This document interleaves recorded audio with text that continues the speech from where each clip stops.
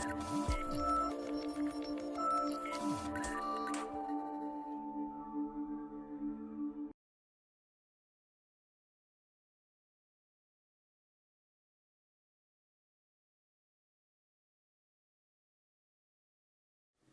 my name is Mark, the Juggernaut. I'm here with Apley with another Apley update. We're going to talk to you today about laws. We're going to talk specifically about the Declaration of Independence, life, liberty, and pursuit of happiness, that phrase. And we're also going to talk about weed. All right, so hopefully I caught some of your attention. Either if you're interested in weed, we'll talk about that. If you're interested in history and the law, we'll talk about that. And we're also going to talk about another topic very briefly. I'm not trying to dig into this, but we're talking about God. Okay, so hopefully I probably upset everybody equally and you all continue to listen for a few minutes and hear what I got to say.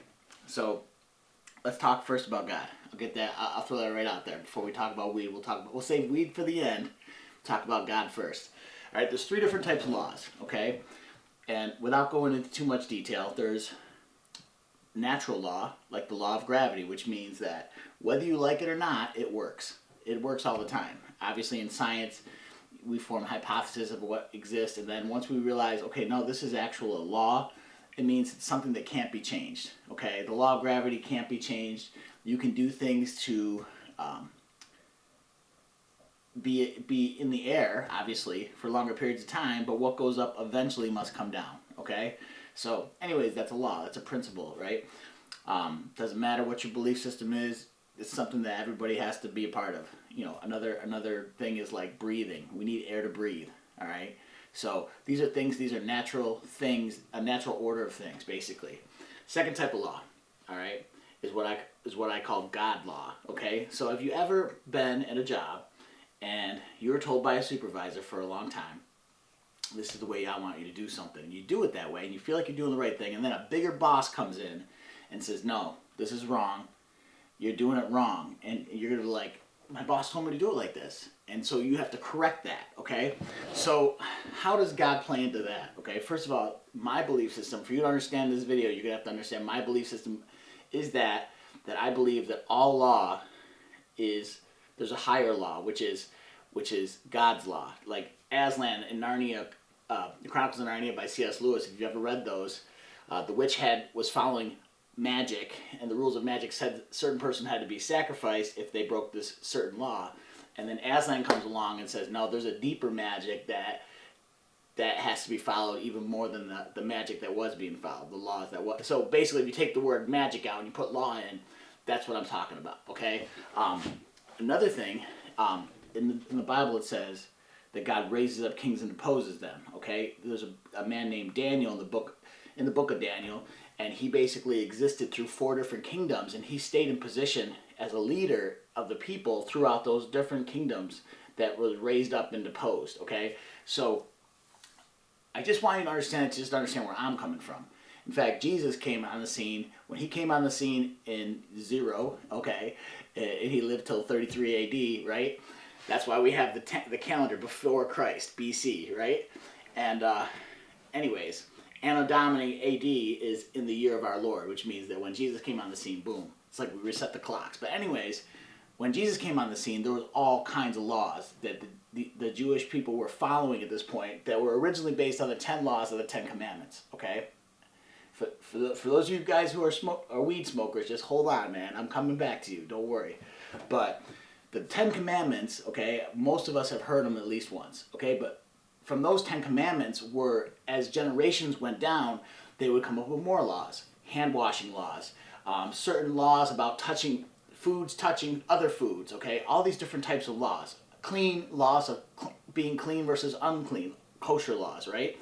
And even more and more and more. By the time Jesus comes on the scene, he says, listen, his disciples, his followers got in trouble all the time by the church people, the religious leaders of the day, and they said, why aren't your people following these rules, these laws? Why are they breaking the law? That's basically what they said to Jesus. And Jesus says, listen, all the law can be summed up in this, love God and love your neighbor as yourself. So basically, if you want the simple, short version of what Christianity is, that's what it is. Believe that there's a higher law, God, love God, and love people. Try to do to others what you want them to do to you. That's really the simple answer of all that, okay? And if you do all those things, all these other laws kind of fall into place, okay? So just saying that to preface you about what we're about to talk about, life, liberty, and pursuit of happiness, I want you to understand that in the days when the Declaration of Independence was written, the Constitution was written, we were living in a time when most people in America, which wasn't even America yet, believed in a God. Okay, they believed that there was a law above the law of man. Okay, at the time the law of man was England. Okay, the king was the highest law of the land. In fact, even in the Middle Ages period, what happened was the king and the Roman Church, the Catholic Church, were so close in the power race that, and sometimes the church was even more powerful than the king. Okay, and other times it was the opposite, and other times they worked together, not always for good. The church, obviously the Crusades, okay, was not just for those of you who want to say, well, the Christians caused the Crusades. It wasn't really the Christians so much as it was countries that wanted to conquer nations and conquer land and use Christianity as kind of the camouflage to do that. You know what I'm saying? So, and not to say that religion doesn't have its problems. It definitely does. But the problem most people who believe in God get into problems is when they start following men who say this is what God wants for you. Because truth is, the Bible says you can go to God by yourself. You don't necessarily need people to teach you necessarily and to tell you, oh, this is what God wants you to do now. This is what God wants you to do now. All right. So, anyways, based on all that, we get to the early founding fathers. Okay, and the founding fathers of America were living in a time where the laws were getting more and more and more. Okay. The laws got more and more and more. And so what they decided, they're like, we're going to sit down and we're going to write some stuff that's basically a paper. And basically, by the way, everybody who was a founding father, if they didn't win the war, was going to be killed. All right, the one quote, we all need to hang together or we'll all hang separately, okay? This is like, it wasn't just a slogan, okay? It was the real thing. So these guys were criminals to even try to make it America, okay? And I just spent the morning reading the Declaration of Independence. I've wanted to talk about this weed topic for a while. I haven't really known how to approach it, but I feel like today I have kind of a handle on what I want to say about it, okay? Because I'm going to tell you a funny story. So let me tell you the funny story right now, and then I'll go back to what we were talking about with the Founding Fathers of America. Because I believe most of them were smoking weed at the time, drinking beer at the time.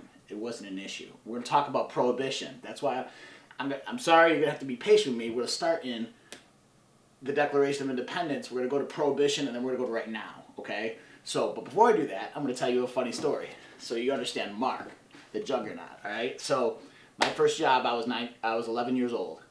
In order to get a paper route in my neighborhood, you had to be 12. I somehow slipped underneath the wire. I got one at 11. I did papers. I had a pretty large route for an 11-year-old kid. I delivered him to the snow. I delivered him. I worked from that point on, from 11 to now I'm 42 at the time of this recording. I worked, okay? And so I got to a place. I started working in the restaurant business. I also grew up in the neighborhood. In the neighborhood, my buddies, we were like family, all right? The guys and the girls in the neighborhood, we hung together. We built tree forts in the woods. We did everything together. In fact, we even did bad stuff together, like skip school together. And but really, it was a family community. And a lot of people who can identify with that are probably people that come from families where they weren't that strong. All right, my family was very heavily involved in church, but they weren't a strong family unit necessarily. And the fact that we didn't do a lot of good family stuff that would pull us all together. But even if that was true, even if that wasn't the case, people still have friends. And so, in the course of friendships and hanging out and going to events, I got introduced to marijuana. So I started smoking with my buddies and realized this was pretty cool. I thought it was pretty cool at the time. But then I was introduced to the idea of selling it. All right, now you gotta if you're born in the last 25 years or so, you gotta understand that the idea of selling it was a very illegal thing. It's still illegal right now where I'm at. But the idea of selling weed was a way to make big money. Okay, so it goes back to the basic law of supply and demand. That's another law. If the supply is low, the demand is high. Therefore, it's very profitable in business. So, anyways, I saved up my money. I think I saved up about $300 and bought. I don't even remember what the amount was, but I bought that amount worth from a buddy of mine who I believe actually ripped me off and probably gave me half of the amount for what I paid him for it, okay? So, anyways, I brought it home. I put it in little baggies. I was all ready to become a dealer, okay? This was how I was gonna get ahead. This was my hustle to get ahead. Okay? I had a job, but now I needed a hustle. So I get all ready to do this, and I had it about maybe a year prior, 16. So I was like 16, 17. Right around that time, I started martial arts. I think I was probably involved in the martial arts for about a year or less. Maybe more, maybe a little more, but not much more. I was definitely 16 or I was definitely about 17, I think, when this happened. I got picked up from my teacher, who was going to pick me up at my house, and he was going to bring me to class because we had just moved to school, and I didn't have a car at that time, and he was like, no problem. He wanted to keep everybody training. You know, he didn't want to lose any students in the move, and I was really like a son figure in his life, even though he was only about 8 years older than me, right? It was still like he was my father figure, all right? So, anyways, I get in the car, and all I can think about is this new venture I'm about to do, but of course you can't tell anybody because it's highly, highly illegal. So, he goes, hey, are you ready to go? I'm like, oh my gosh, I forgot my backpack. My backpack was where I had all the stuff, okay? I was going to bring it with me because I was afraid that my mom might raid my room while I was not at the house, which is very possible. So, as any good mom should from time to time. So, anyways, I go to look for it, and I ended up walking by the counter in the kitchen, which is where it had it on. My teacher finds it, and I don't remember what I said I had in my bag, but he, for whatever reason, decided to open my bag up and see if what I was looking for was inside that bag. Inside that bag, of course, was a bunch of little bags of weed, right? So, again, long story short, he begins to scream at me. Now, I was deathly afraid. You guys got to understand, of this guy who could fight 4 or 5 guys in full contact fighting at the same time and be okay, all right? So, we had several discipline situations in my teenage years where he would thump me if I messed up, and he basically screamed at me. Of course, he said, listen, Mark, if this was legal, I would smoke with you right now, but it's not, and you could go to jail. And he's like, this needs to be gone. Like 24 hours, I will turn you into the police. If it's not gone, we're going to drive you to the police department. And he didn't really want to, he knew I was, you know, a good kid, and he didn't really want to get me in trouble, but he also didn't want me to go down the wrong path. So, anyways, and I appreciate that. At the time, that would have been the wrong path for me. And the idea is, it probably would have been a bad thing for me. But anyway, so I ended up having a get together with my friends, and I said, listen, I have a mandate from my martial arts instructor. I have to get rid of all of this stuff by the weekend. So I was very popular for about 2 days, and then I went back to being normal Mark that nobody really appreciated as much. So anyways, there's my funny story. But I want to just point out the fact that he said, hey, if it was legal, I'd smoke it with you. See, the problem is not a lot of people have issues with weed. They have issues with the fact that it's not a law. It's not legal, okay? So I want to point out that at the time of this recording, there's 30 states that have legalized marijuana for medical purposes, and there's 9 states that have legalized it for recreational purpose, which is just like going to a bar and having a beer, okay? Now you can go to a dispensary and buy some weed and go smoke in your house or smoke with your buddies at a cookout, okay? So I want to throw that out there. I also want to throw out now, too, that I lived in Oregon for the last, about 9 months ago, for several months. I lived in Oregon where it is completely legal, and it was, you would think that people who live in the outlaw states, as we call New York and some of the other states, not just because of weed, but just because of laws in general that are overly, you know, again, Jesus' day, laws were overly harsh on the people. We're going to come up to the Declaration of Independence, where, again, the laws became, I would just, if you've never read the whole Declaration of Independence, read it, because that explains why we have a Declaration of Independence, which was because the oppressive government had created so many laws that it made it pretty much hard to live, okay? So, now we're coming up to, the 3 types of laws: natural law, God's law, which I believe is the highest law, okay, which Jesus summed up, which we talked about, and the 3rd law is man's law. Now, to the degree that man makes laws based on God's law, a lot of times it's a good thing. Sometimes it can be a bad thing, all right, but because sometimes man can misinterpret what God wants, right? Obviously what happened in Jesus' day. But a lot of times it's a good thing. once we begin to say there's no such thing as God, it pretty much becomes a free-for-all as far as morality eventually with, there's no such thing as good or evil, so therefore if there's no such thing as good or evil, we should do whatever we want, which becomes anarchy. And we're not going to, I don't promote anarchy necessarily, okay? But I do promote what I believe the early founding fathers promoted. By the way, somebody just told me recently that George Washington farmed weed, all right? So by weed, I mean marijuana or cannabis, hemp, all those variations of it. All right, I'm not exactly sure what. You have to look that up on your own, but somebody just told me that recently. But anyways, these founding fathers didn't have an into with it. The issue in America didn't come with weed until 1906, okay? And up until into the 30s, and it got stricter and stricter and stricter. I want to talk about what that is. We call that prohibition. You guys have heard about this in school. You were trained in school just like me. The prohibition was this. What was the prohibition? We outlawed, believe it or not, the church in America got together and said, you know what, alcohol is evil because there's all these bad things happening in saloons. You think about Wild West, right? Guys come through the doors of saloons, shooting up everybody, prostitution, all this stuff, gambling, all these horrible things, and the church is like, the solution is that let's outlaw alcohol. So what they did, they thought they were doing a good thing. So from 1914 to the 30s, early 30s, alcohol was illegal. That became called later the prohibition. At that point, things began to get reversed, and alcohol now, for the last almost 100 years, has been legal to drink. Okay?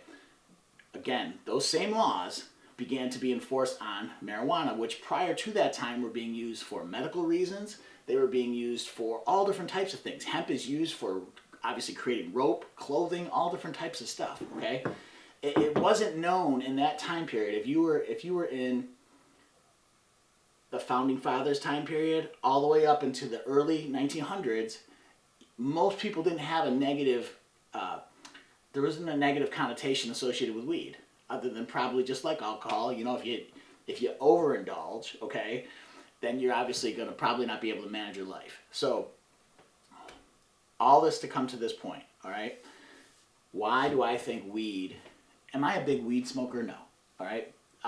Truth be told, after that teenage experience, though it sounds funny, and I had a bunch of friends, it did make an impact on me, and I began to be drawn more towards training martial arts, less towards being in the party scene, in the bad boy scene. And so by the time I was 21, I was married. I had a kid on the way. By the time I was 24, I had 3 children.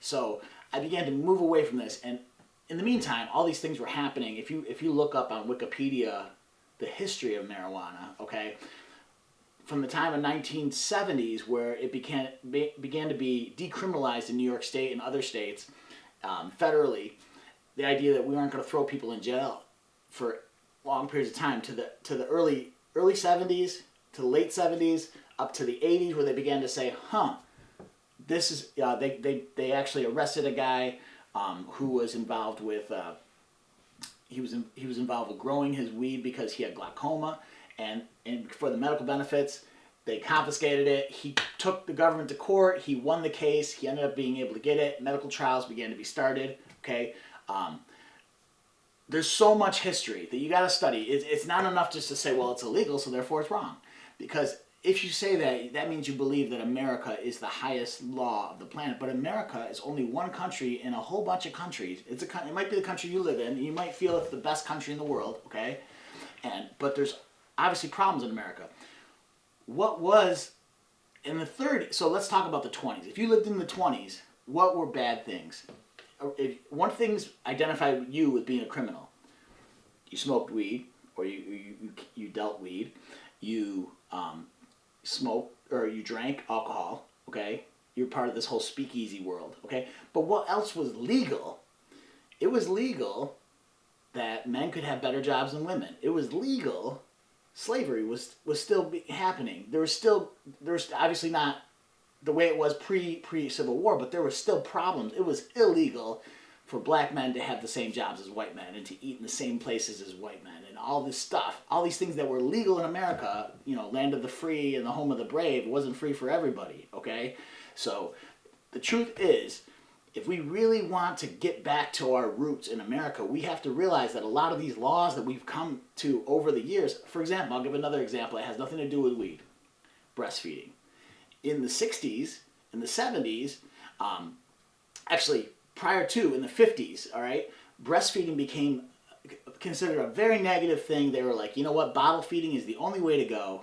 And now here we are 50 years later, and we're like, oh my gosh, I can't believe we were so stupid. I remember my mom having a conversation with me, telling me that she was highly discouraged from breastfeeding. I was, a 70s kid, and a 70s baby, and she was very discouraged from it, but she did it anyways. All right, so all these things. Another one, another rule, okay, that is men being in the delivery room. For years and years and years, that never happened, and there was all these reasons. Some of them from being like, well, men don't know what to do, to, there could be infection, so we want to have the least amount of people in the delivery room as possible, to now where, you know what, if you want to be a good dad, you're going to be there alongside your bride, alongside your woman when she's having her baby, not going to be partying down the road about, yeah, my wife's having a baby. No, I'm about to have a baby. I'm about to be a dad. And that's how it used to be, where the guys would sit in the bar until the baby was born.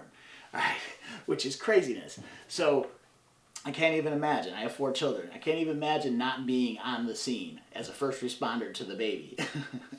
So anyways, I'm going to read this a little bit real quick, okay? And this is going to hopefully give you some context of why is he talking about all these topics at the same time. I'm just going to read this first paragraph. This is from July 4th, 1776.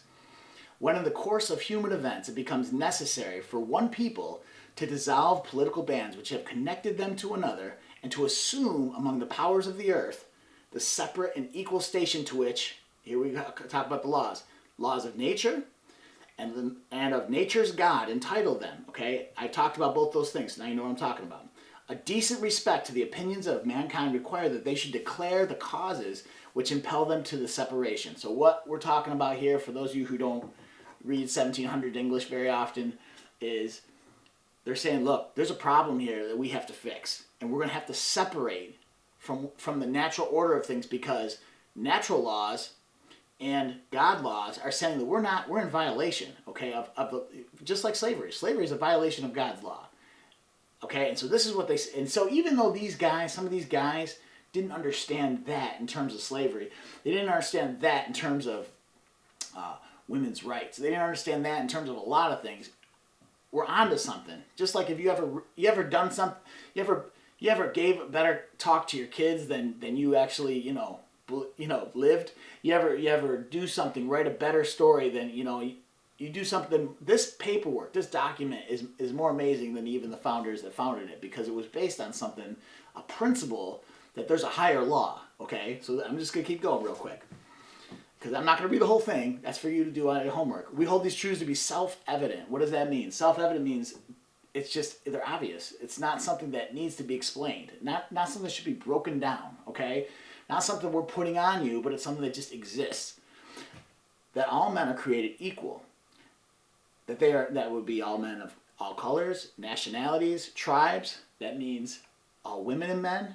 That's basically saying all mankind is created equal. That's what it means. Whether they meant it that way or not, I don't care. That's what it means, okay? And they're endowed by the Creator with certain unalienable rights. Okay, what does this mean? It means that basically these guys believe that God was saying, these can't be taken away. They're unalienable, all right? Among these are life, liberty, and the pursuit of happiness, okay? So that is what we're talking about today. I'm talking about, let's say you're not a weed person, okay? Oh, I think smoking is nasty. Okay, fine. The problem is, I think it's a problem when you say, we're going to send your buddy to jail because he wants to do that instead of, chew tobacco, or instead of drink alcohol, or instead of drink lots of cups of coffee, okay?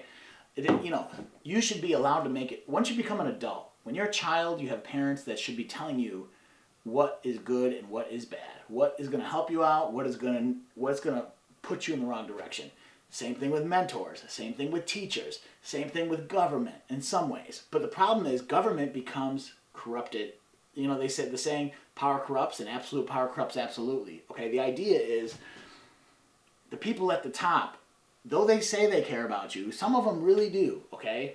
Some of them started off that way, and once they got a taste of the good life, they're a lot more motivated by the good life than they are helping the little guy, okay? I could go into all the things in America that are legal that are actually in direct opposition to God's law right now, but I won't because this is not the purpose of this topic. But what I'm trying to say to you as far as weed is that what is America doing right now? See, even if I made this video 25 years ago, I might have my house being swarmed by police officers, but why am I not? Why am I not worried to make a video like this? Because in the last several years, since 2000, we talk since 2001, things have been happening. It's become medically available for people from lots of different sicknesses, okay? It's become recreationally available in 9 different states. It's continuing to grow. What happened this last week? Canada made it legal for the whole country, okay? So the truth of the matter is, obviously, this argument, if you're on the side of weed is evil,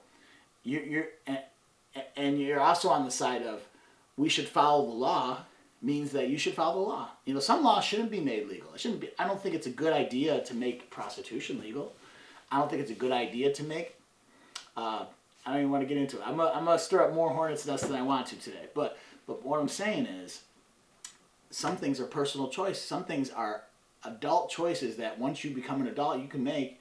And the bottom line is, you eventually are going to be accountable to the highest boss, which is God. So that's what you should live your life on. And I believe that America needs a reset. Okay. Now, I want to say from the later, I just want to read one more paragraph of this, if I can find it real quick. All right.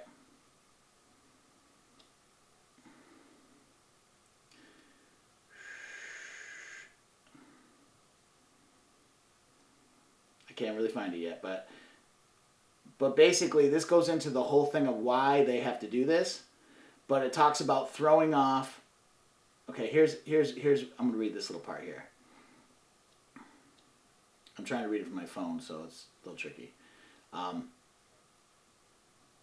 That whenever any form of government becomes destructive to these ends, the rights of the people to alter or abolish it or to institute new government, laying its foundations on such principles and organizing its powers in such form as to them shall seem most likely to affect their safety and happiness. This part right here, this is the sentence that I wanted to read. Prudence indeed will dictate that governments long established should not be changed for light or transient causes. Okay? This is important to understand what I'm trying to say. There's a lot of problems that I see in America. I don't necessarily believe that we should have anarchy or that we need to have a new country because of it, but these are still issues, okay? And I believe that it's something that you need to think about and you need to pray about if you're a Christian about, do I believe this is right just because America says it's right? Or do I believe this is wrong just because America says it's wrong? Okay? The Bible says in Revelation, the leaves of the trees will be healing for the nations. It talks about that in Revelations. It also says in Genesis, the first Revelation, the last book of the Bible, Genesis, the first book of the Bible, says that he gave all the tree and seed-bearing plants to use, to eat, basically. He gave Adam and Eve all the trees, except for the knowledge of good and evil tree, the one tree, okay, he said don't eat of it. It wasn't weed. Okay, so just to throw that out there. Okay, it wasn't weed. So what am I saying? Can anything be mismanaged? Absolutely. You, as a driver of a car, can mismanage your car and use it to mow down people and hurt people.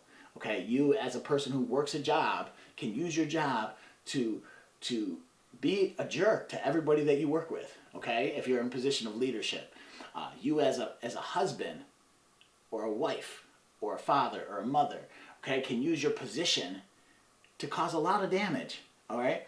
Or you can use it for good, but it's a choice. And the bottom line is the idea that the government should be able to take choices away. We're going to take these choices away. Why are they doing this? Because they don't believe the people making the rules, that are making all the money, that have all this money pouring into their homes, that are living in better houses than you and me, that are driving better cars than you and me, that are paying all their bills on time. They believe that they know better than you how to raise your children, how to take care of your family, how to live in society, okay?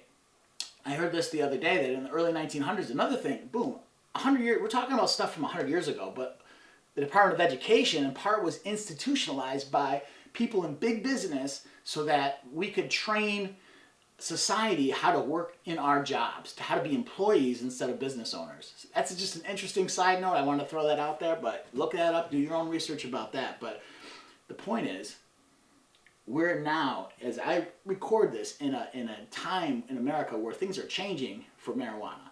My mother, who if she would have found weed that day when I was a teenager, probably would have kicked me out of the house, okay? Or, you know, my kung fu teacher who would have turned me in if I didn't follow his order, okay? Now today, my same mother, and I'm not throwing this out there to pick on her, but my same mother, who's now in the medical profession, is able to prescribe marijuana to patients. Like, so what happened? Did all of a sudden what was evil become good? Or did just the laws change? Should we just be law followers for law following's sake? If it's legal to beat your child, should you beat them because it's legal? Guess what? In Nazi Germany, it was legal to throw Jews in the oven, okay?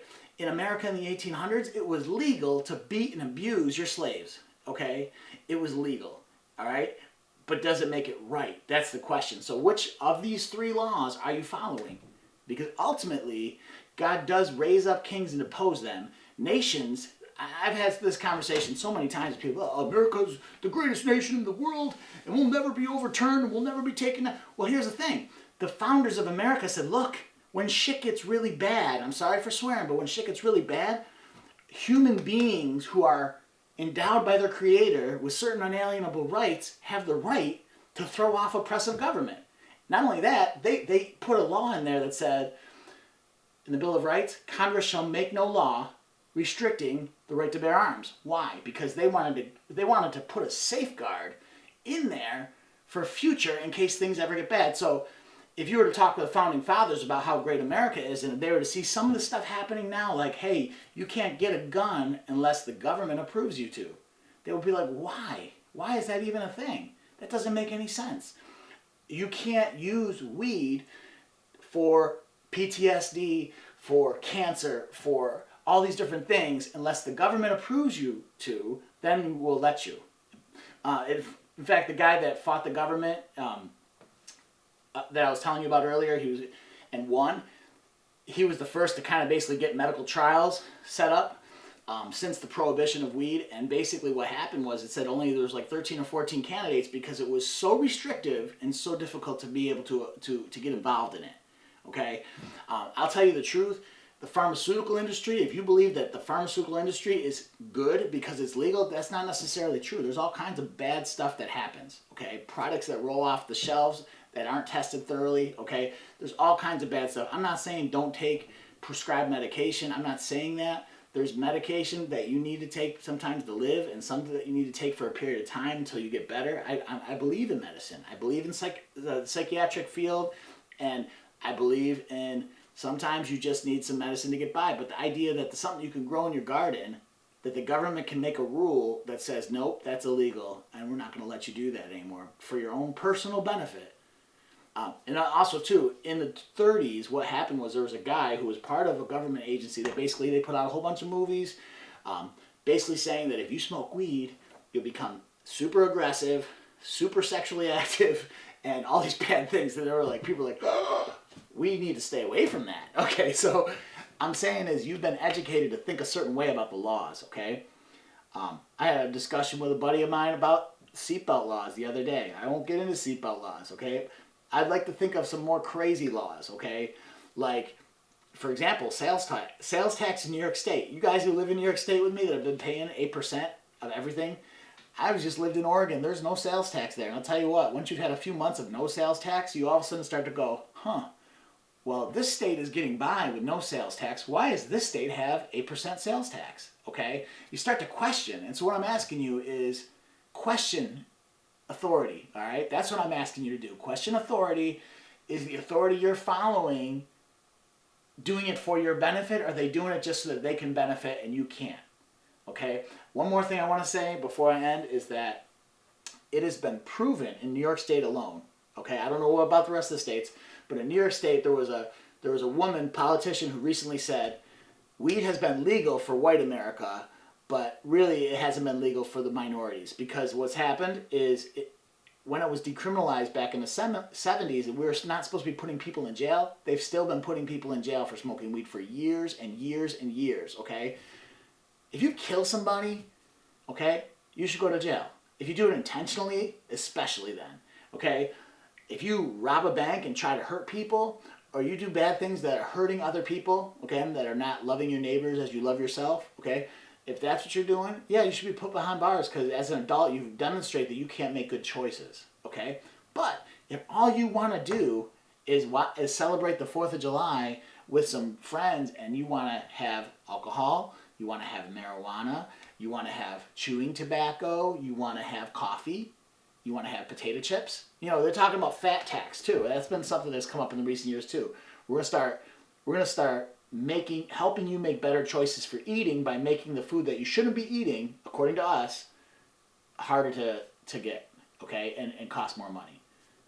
I just don't understand. I mean, I don't have a problem if you wanna be very overweight. That's your choice. You're a grown up, okay. If you're a child, sure, let's have healthy food choices in school for our kids, okay? I'm all on board with that, okay? I'm not on board with the fact that you can't, you know, when I was in other countries, because of religious laws, it was very hard to find a bacon, egg, and cheese, all right? Breakfast sandwich. I love bacon, egg, and cheese breakfast sandwich. But because of the laws and the culture, it was, you don't want to put, you know, bacon is not always good in all countries, all right? Let me just leave it like that. But anyways, this is Mark, the Juggernaut. I'm here. I'm talking to you about weed in America. It's becoming legal. Right now, we're sitting on legislation in New York that is coming to the table that's going to basically, 2 years from now, if you watch this video, you're going to be probably watching this video because it's going to be recreational legal in New York. And all of you who might have an issue with this video today that I recorded it, probably won't have an issue in 2 years.